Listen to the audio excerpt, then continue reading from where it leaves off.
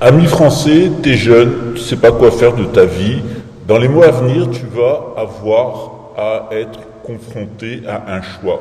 Le premier choix, c'est de te laisser incorporer dans l'armée de la République, te retrouver à l'Est et te faire déporter vers la Sibérie, en particulier dans l'opération Dacian Spring, qui a été conçue par la Macronie en collaboration avec Chabad Lubavitch pour exterminer au moins 25 000 soldats français. L'autre choix que tu as, c'est de rejoindre Monseigneur André de Biase, le roi de France, le roi légitime de France. Nous t'expliquerons dans d'autres vidéos qui il est. En attendant, que faire? Eh bien, tu peux profiter de la République pour te former et sortir ensuite en cours de formation. La date butoir, ça sera mai-juin 2025, mai 2025 en particulier. Donc en attendant, tu peux t'engager, tu peux te former, mais il va te falloir ensuite sortir de la République et rejoindre les forces royales de reconquête de notre pays. Parce que ne te fais pas d'illusions, la République t'amènera au sacrifice pour rien, elle couchera dans le lit de la Russie et de l'Algérie comme elle a couché dans le lit de l'Italie et de l'Allemagne nazie. Il y a un avenir qui t'attend en tant qu'homme, en tant qu'homme, en tant qu'individu, en tant que force de la nature, en tant qu'être humain. C'est justement de rejoindre le régiment Picardie. Ce régiment, il reviendra en cours d'année 2025 autour de Monseigneur André de Biase, le roi légitime de France, et nous repartirons à la conquête de notre pays. Pour l'instant, évitez l'incorporation, évitez le front de l'Est et rejoignez-nous en Bretagne sur le mont d'Arrée. À très bientôt, chers amis. Qu'est-ce qui t'empêche d'avancer? Le temps? 86 400 secondes. C'est la seule chose que tu as vraiment. 1440 minutes, toutes les 24 heures. Que tu sois riche ou pauvre, entouré ou seul, que tu aies 20, 30, 40 ans ou plus, cela ne signifie rien.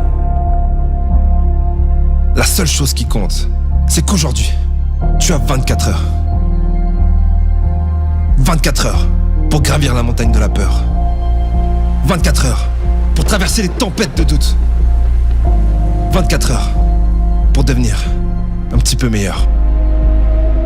Commence là où tu es. Utilise ce que tu as et fais ce que tu peux. Mais surtout ne reste pas là, les bras croisés à ne rien faire. Tout est possible. L'impossible prendra simplement un peu plus de temps. Ne pense pas à ce que tu vas faire demain, mais fais-le maintenant.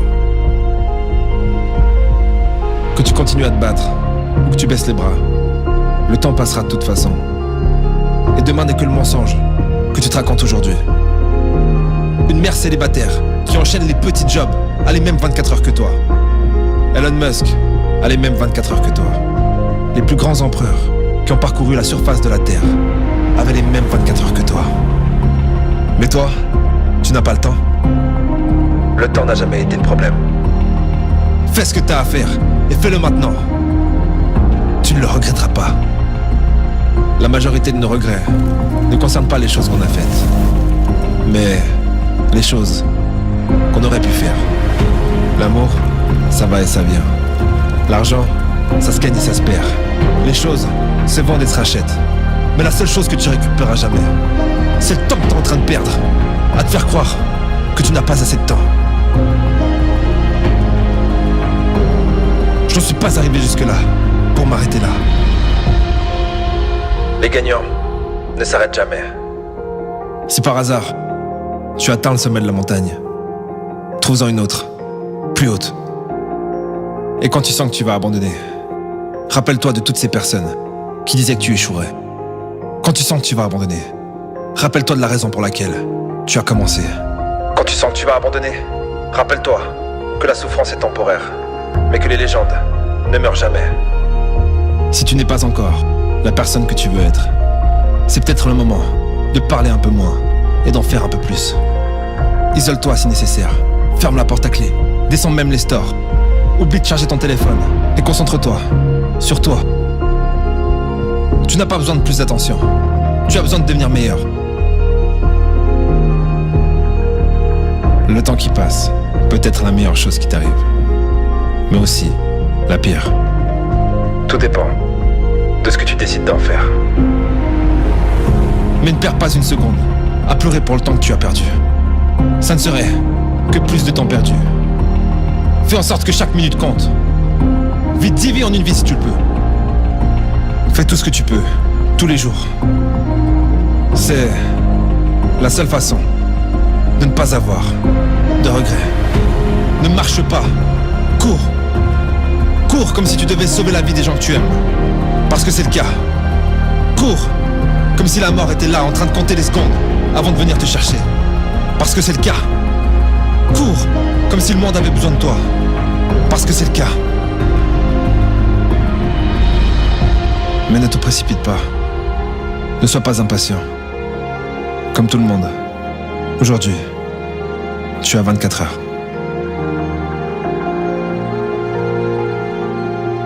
La question c'est... Qu'est-ce que tu vas en faire ?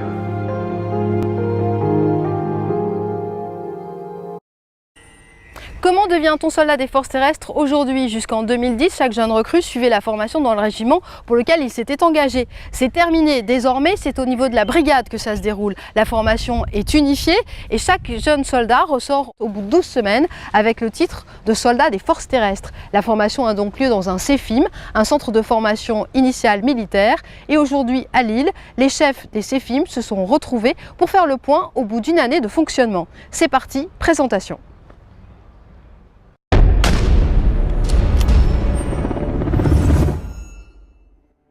Diminuer le taux d'attrition, fidéliser, faire des 12 000 jeunes recrues par an des soldats des forces terrestres prêts à l'engagement, tels sont les principaux objectifs de la formation en CEFIM, Centre de formation initiale des militaires du rang.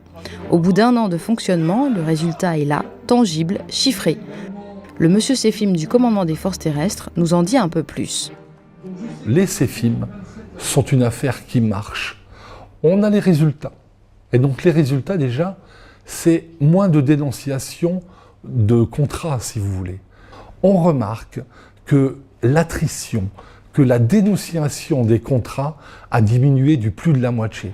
En 2009, le chef d'état-major de l'armée de terre a pris le taureau par les cornes pour stopper les départs des jeunes engagés, pour uniformiser la formation et développer l'esprit interarmes indispensable aux missions actuelles de notre armée. Les régiments ont tendance, un peu naturellement, à accorder à la vie de tous les jours plus d'importance qu'à la formation de leurs jeunes. Ce n'est plus acceptable. Le brigadier sera finalement celui qui tiendra dans sa main la formation de ses soldats depuis le premier jour jusqu'à la responsabilité ultime de l'engagement sur le théâtre d'opération. Homogénéiser, pourquoi? Parce qu'actuellement, les engagements de l'armée de terre, tels que ceux que nous connaissons, en Afghanistan notamment, nécessitent que tous les soldats reçoivent une formation commune de base sur les fondamentaux. Le commandement des forces terrestres a pris le dossier à bras-le-corps. Chaque brigade s'est vue confier la responsabilité de la formation des engagés. 10 centres ont été créés en juillet 2010, 2 autres un an plus tard. Seule la brigade des forces spéciales n'en possède pas.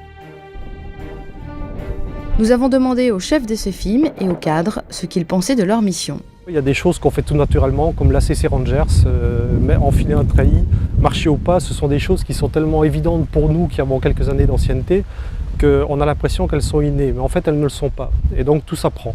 Et le jeune qui a le courage de pousser la porte d'un régiment pour s'engager, il faut partir du principe que lui, toutes ces choses-là, ne les connaît pas, et il va falloir lui expliquer. La FGI, ça représente souvent une cassure avec le monde civil. C'est quelque chose qui va placer la jeune recrue en position de faiblesse. Lorsqu'il va arriver ici, il va se sentir un petit peu déboussolé. Et justement, le but de l'encadrement, c'est de cerner ça. Et de lui faire dire qu'il a fait le bon choix. Pour mettre toutes les chances de notre côté, les programmes de formation ont été remodelés pour que le jeune engagé apprenne petit à petit à devenir un soldat. Progressivité, programme unique et équipe de choc pour assurer les 12 semaines de formation générale initiale sont les clés du succès. On ne met pas n'importe qui, on met des gens qui ont une expérience pédagogique valable. On peut être un bon soldat, mais être un piètre pédagogue, donc le plus dur à rechercher. Et si l'on veut la qualité, il faut un encadrement digne de ce nom. Ces équipes sont composées d'abord de cadres permanents des CEFIM, qualifiés en tir, en secourisme, en sport, et de cadres tournants, choisis, sélectionnés par les régiments et la brigade. Le général commandant le service de maintenance industrielle terrestre nous détaille le mode de sélection pour son CEFIM. La première étape, c'est une étape qui est une étape sur dossier, chaque candidat est présenté par son chef de corps. La deuxième étape, elle se fait ici. Et elle se fait ici dans un cadre bien particulier où on va les interroger sur leurs aptitudes. Et puis il y a une troisième étape qui est une étape, je dirais, où là il n'y a pas d'élimination en général. C'est une étape où on juge de la pédagogie. Après les sélections, vient le temps de la mise à niveau des cadres. Le major Jahan du CEFIM du camp des Garrigues les accueille plusieurs fois avant l'arrivée des jeunes recrues pour les initier aux nouvelles pédagogies et les tester sur leur manière d'instruire. Je vais aussi sur leur activité pratique pour pouvoir après voir aussi la partie commandement, parce que la partie pédago c'est une chose, mais la pédago sans le comportement et sans le commandement, ça ne serait pas suffisant. Donc je vois aussi leur comportement sur le terrain, comment ils commandent et comment ils procèdent.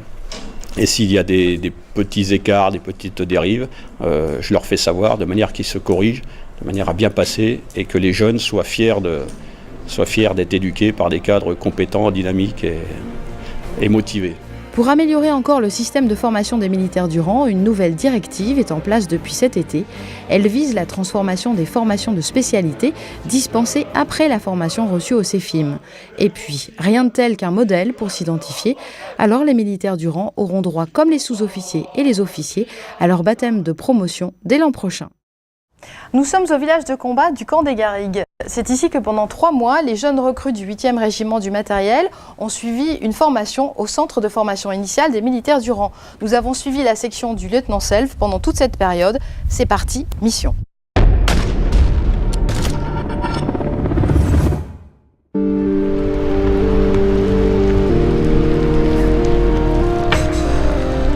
Le 10 mai 2011, au CEFIM du camp des Garrigues, le maréchal des logis-chefs Frédéric Collin, arrivé en précurseur, accueille son chef de section, le lieutenant Audrey Selve, et les 39 nouvelles recrues du 8e régiment du matériel de Mourmelon. Les engagés volontaires et les 10 cadres du 8e Hermat vont former la 5e section du CEFIM. C'est le début de 12 semaines de stage intensif. Dans un premier temps, comme ils arrivent du monde civil, ils sont un petit peu... pas perdus, mais ils recherchent un peu des points de repère. Ils en manquent un petit peu, puis ils se retrouvent plusieurs par chambre.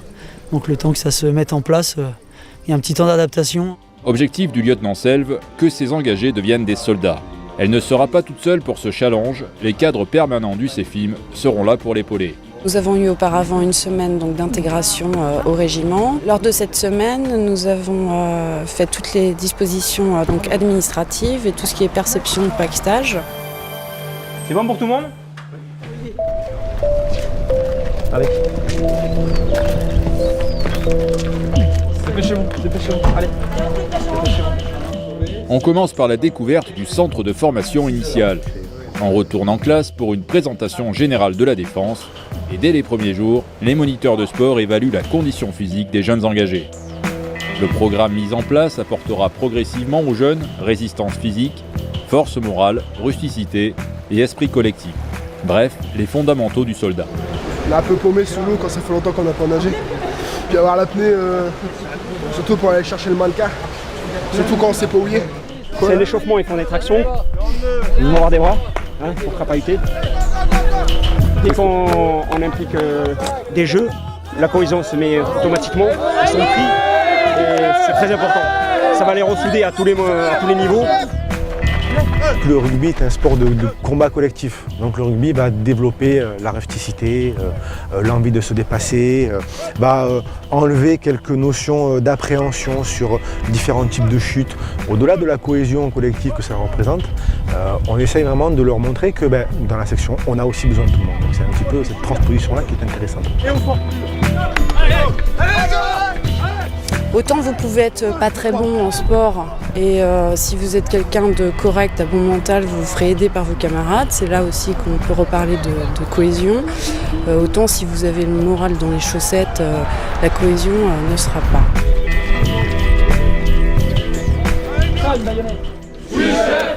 Dès le début de la formation, les jeunes doivent accepter discipline, ordre et obéissance. Ces valeurs sont le socle de l'esprit militaire.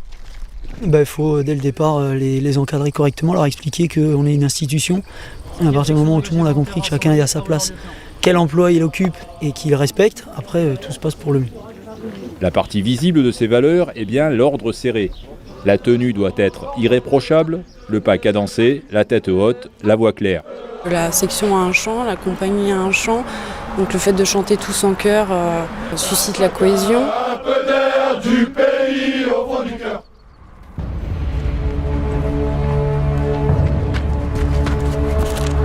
Dans la jambe, passage en barrage. C'est parti pour le gros de la formation. Les jeunes ont 7 semaines pour se familiariser aux exigences techniques et physiques du métier de soldat.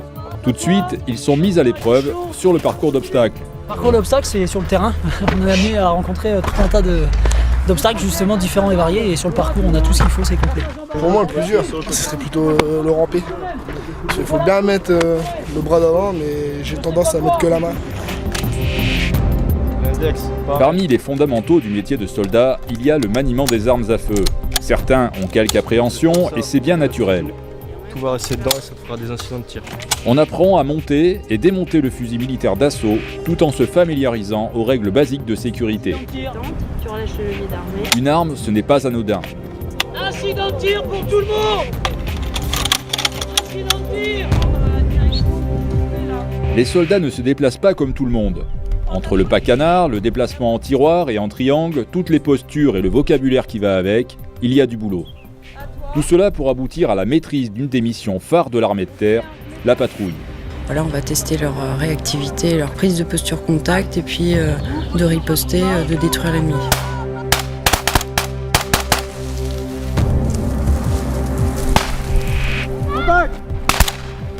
Il faut essayer de rester zen et faire ce qu'on nous demande.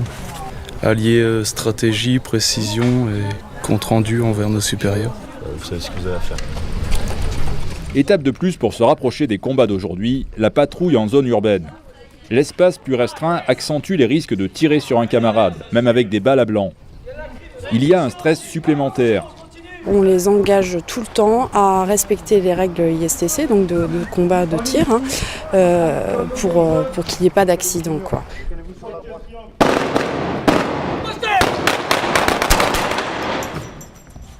Fantassin neutralisé.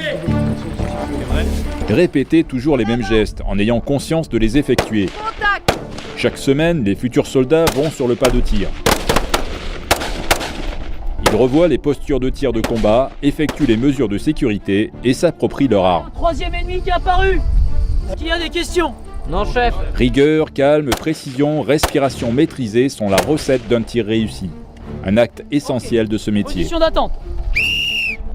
Donc les 10 personnels sont amenés à se déplacer et à tirer en même temps. Donc si un seul des personnels ne respecte pas les consignes de sécurité, il porte atteinte à son camarade ou aux moniteurs qui sont avec eux et ça peut être dangereux. Et troublant devant, c'est toi ça. Donc après, dès qu'ils ont réellement les vraies munitions, on va dire, ils sont un petit peu plus attentifs. Et ils ont un petit coup d'adrénaline qui monte et on sent une petite différence positive dans l'ensemble puisqu'au final les tirs sont plutôt réussis. Au combat, on peut être blessé ou perdre la vie. Être formé au premier secours est capital pour soi et pour ses camarades. C'est aussi un acte civique dans la vie de tous les jours. Lorsqu'on leur donne accès au secourisme et donc à l'entraide, aux gestes de premier secours, ils se découvrent finalement dans la camaraderie, dans l'esprit d'équipe et d'entraide. L'obtention de cette compétence est nécessaire à l'obtention de leur formation générale initiale.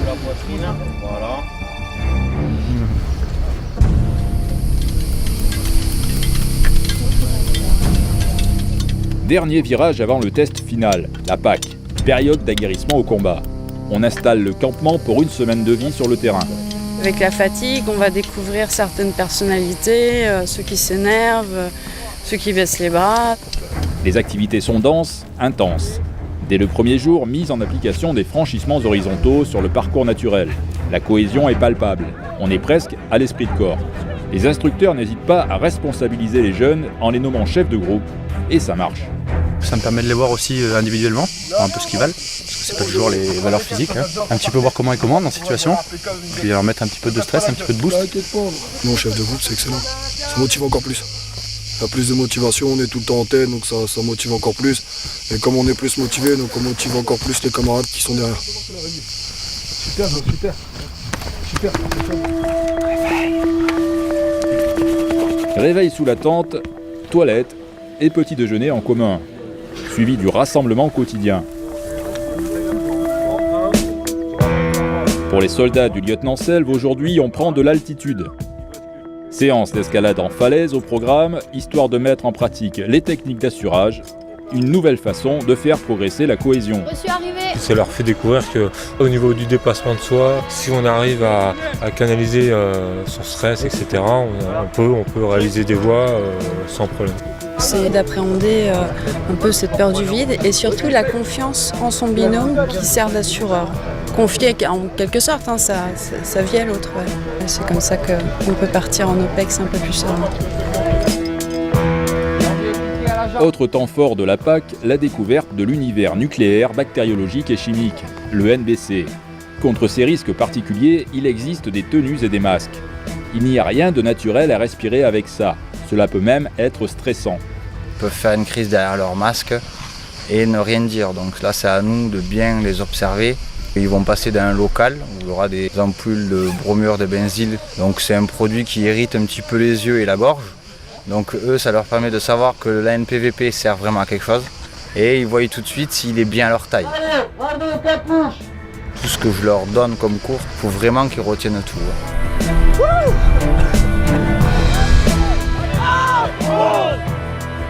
Pour finir la semaine dans la joie et la bonne humeur, le lieutenant Audrey Selve et ses soldats affrontent les autres sections dans un challenge qui a plus pour objectif d'afficher l'esprit de groupe que d'être une véritable compétition. Une semaine de terrain permet à l'encadrement de contrôler et de commander en permanence ces jeunes EVI.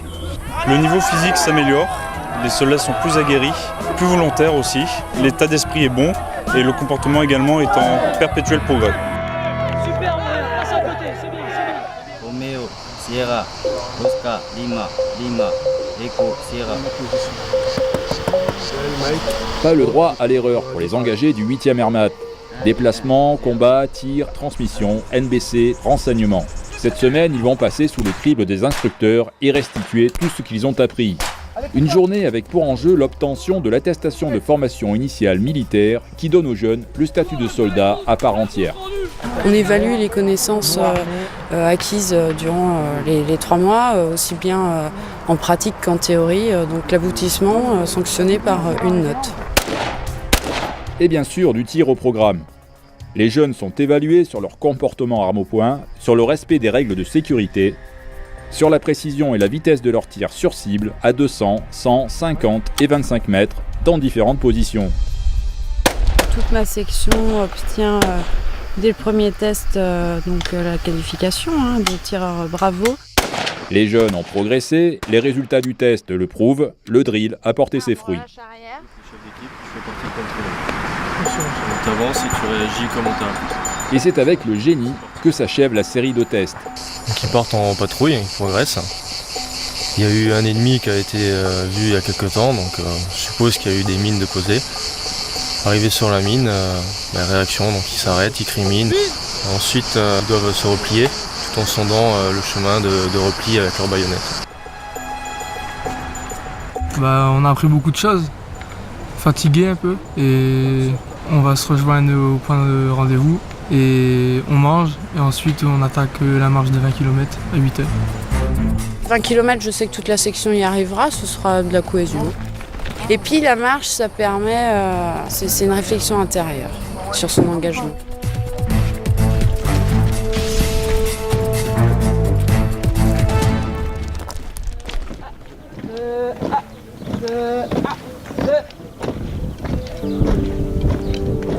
Ce 27 juillet, après 3 mois sur le camp des Garrigues, les engagés du 8e Airmat sont un peu fébriles.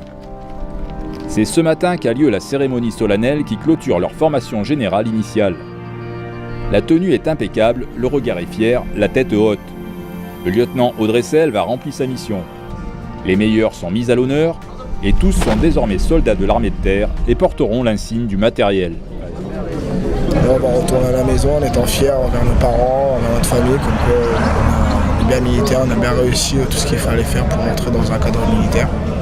On a progressé, tout le monde a progressé depuis le début et il faut continuer sur ces bases-là.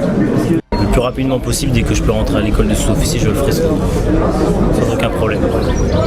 C'est les bonnes périodes avec les camarades et avec le frère d'armes et je garderai ce souvenir jusqu'au bout.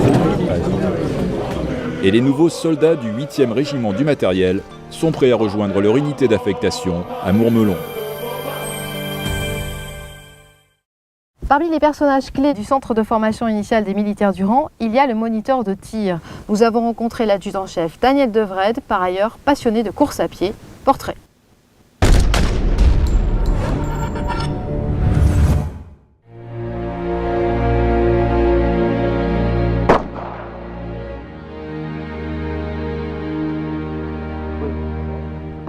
Bon pied, bon œil. Cette expression colle à la peau de l'adjudant-chef Daniel De Wrede, moniteur de tir de combat au centre de formation initiale des militaires du rang du camp des Garrigues. Lorsqu'il s'est engagé chez les paras il y a plus de 30 ans, Daniel De Wrede ignorait ses qualités de sportif. C'est l'armée qui lui a ouvert les yeux sur la course à pied. Donc, je suis rentré en 1980 en première CP. Donc à ce moment-là, en tant que quand on était avec les appelés, on a fait comme tout jeune engagé maintenant avec le Cooper. J'ai fait 3850 au Cooper. Donc dans ces conditions-là, j'ai été pris tout de suite au service des sports. Et là, depuis, je me suis lancé dans la course à pied. Depuis, il a avalé des kilomètres, défendu les couleurs de ses unités et remporté nombre de médailles. Aujourd'hui encore, il remporte tranquillement les crosses sur les plus jeunes. Il se pose toujours de nouveaux défis et accumule les compétitions. C'est une passion, la course à pied c'est comme dans tous les états sportifs, hein. Il y en a qui c'est la natation, il y en a c'est le VTT. Moi la course à pied ça me permet un relâchement intérieur et d'être plus zen. Donc il me faut ma dose, mais j'aime bien courir et puis ça me relâche intérieurement. La rigueur, l'endurance, la combativité, la maîtrise de soi, ces valeurs de sportif accompli sont primordiales pour le moniteur de tir. S'y ajoute la qualité indispensable de bon pédagogue. J'aime bien former les jeunes au niveau du tir parce que j'aime bien inculquer mon savoir-être et puis mon savoir-faire au profit des jeunes. Et il faut leur montrer quand même au niveau du tir que c'est important et puis qu'ils doivent prendre une visée conforme correcte, quoi. Et à ce moment-là, on est toujours en permanence derrière eux, on leur inculque tout ce qui est fondamentaux du tir, le savoir-faire et puis tout ce qui est les positions. Et on est toujours au contact d'eux et ils sont contents et on arrive quand même à les motiver pour qu'ils poursuivent dans ce domaine-là. Son adjoint à la cellule tir nous donne son avis. C'est quelqu'un que j'apprécie énormément, effectivement, quelqu'un d'humain, quelqu'un ouvert d'esprit, avec qui je m'entends très bien. Au niveau tir, c'est lui qui m'a appris tout ce que je sais maintenant. Je pense qu'il peut que nous tirer vers le haut, quoi. Ça c'est certain, quoi. On serait peut-être même plus déboulé, ça va être péjoratif pour lui. C'est quelqu'un d'endurant et très fort physiquement. Pour conserver sa forme, il privilégie une certaine hygiène de vie, qui n'empêche pas ce ch'ti de se faire plaisir de temps en temps. Une bonne hygiène de vie, moi je me fais plaisir aussi, hein, donc j'aime bien boire mon petit pastis, ma petite bière, mon petit rouge comme tout le monde. Hein. Mais bon, après je fais attention aux graisses et bon après c'est la façon comment on gère sa situation et sur le plan familial c'est pareil. Hein, mon épouse est à fond dans l'homéopathie, moi je me soigne en ostéopathie, acupuncture et puis etc. etc. Avec un tel instructeur, les jeunes ne peuvent que devenir de bons soldats.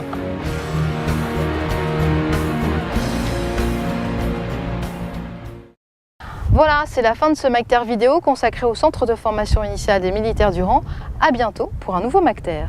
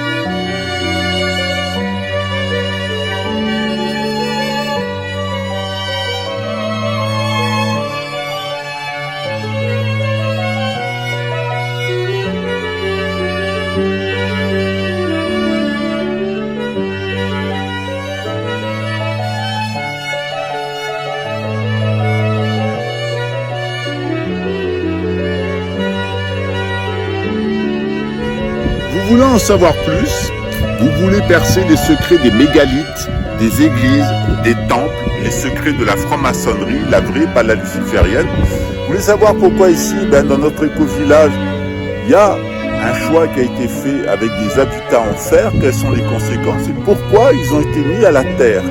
Parce qu'en réalité, quand on construit sa maison, il y a une chose dont on doit se préoccuper, c'est le rapport au ciel et le rapport à la terre. Exactement, le rapport à la terre, c'est le rapport à l'eau, le shui, et le rapport au ciel, c'est le rapport à l'air, le feng. On revient toujours sur des histoires de feng shui, vous verrez que c'est assez simple à comprendre, c'est très caché, ça s'appelle le Royal Horse, l'art royal, et que finalement, c'est pas aussi chinois qu'on le croirait au premier abord. À bientôt, ciao. La pire des choses, c'est de montrer aux gens quand on subit. Il y en a toujours un ici qui aura plus froid qu'un autre, qui aura plus sommeil, qui aura plus faim que l'autre. Mais quand on commence à développer une respiration collective, un esprit de groupe, c'est là justement où on démontre qu'on ne subit pas. Ne montrez jamais la faille à personne. Le fait de montrer une seule faille à quelqu'un, la personne s'engouffrera dedans.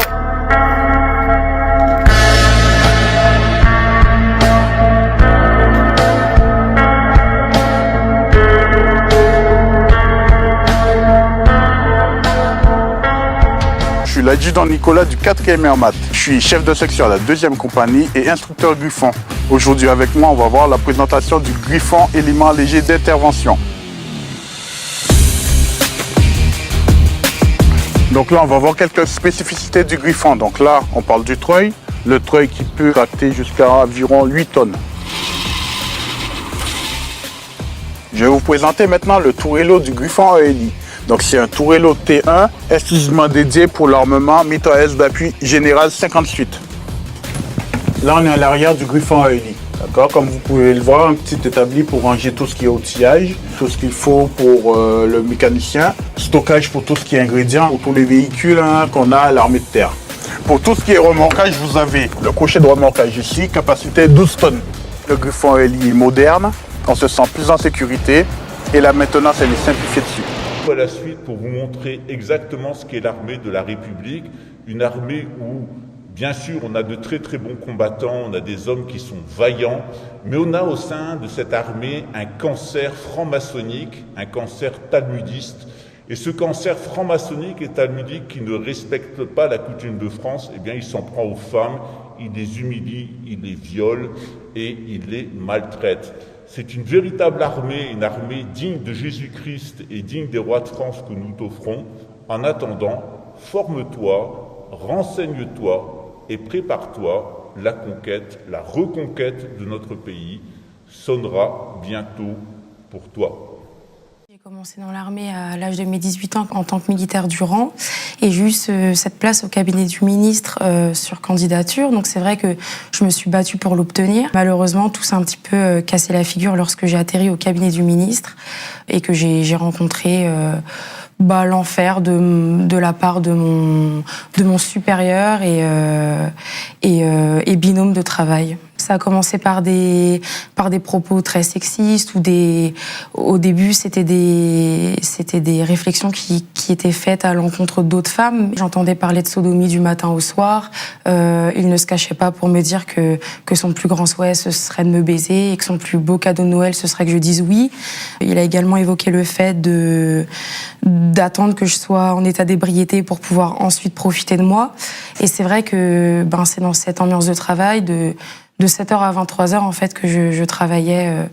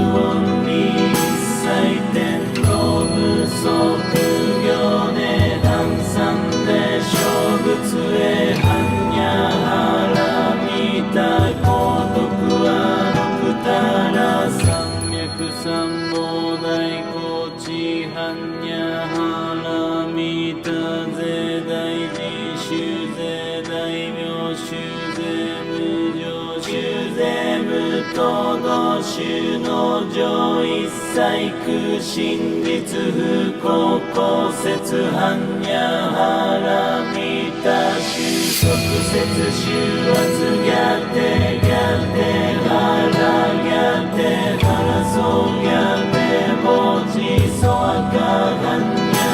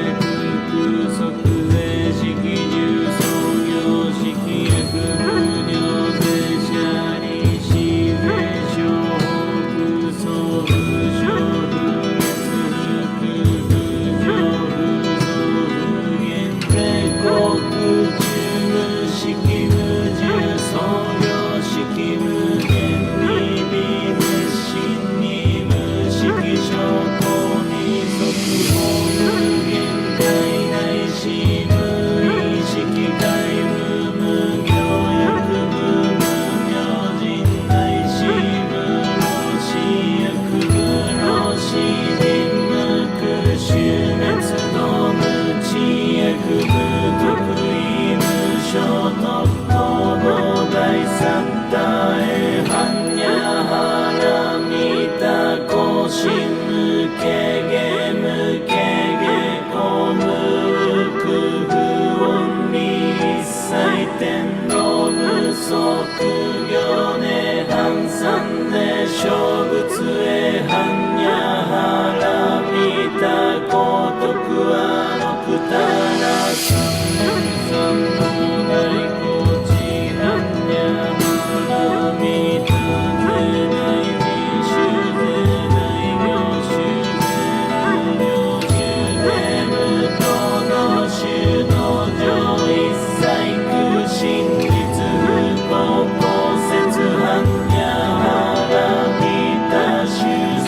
説収圧がて